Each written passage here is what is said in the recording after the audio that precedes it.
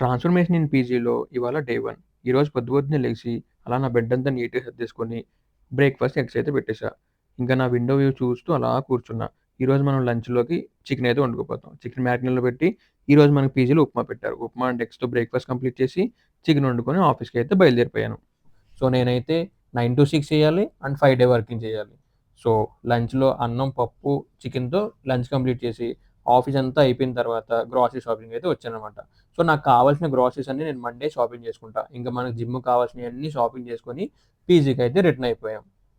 ఇంకా పీజీకొచ్చేసి 1 spoon peanut butter తీసుకొని జిమ్‌కైతే బయలుదేరిపోయాను. ఈరోజు మనకి జిమ్‌లో చెస్ట్ అండ్ ట్రైసెప్.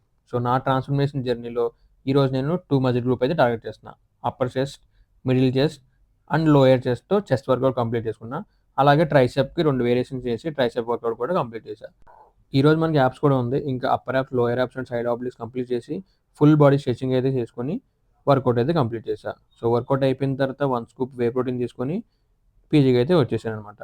ఈరోజు మనకి పీజీలో బంగాళదుంప. అది మన డైట్‌లో లేదు కాబట్టి చపాతీ అండ్ పప్పుతో డిన్నర్ కంప్లీట్ చేసి, అలా ఒక 30 మినిట్స్ వాకింగ్ చేసి డే 1 అయితే కంప్లీట్ చేశా.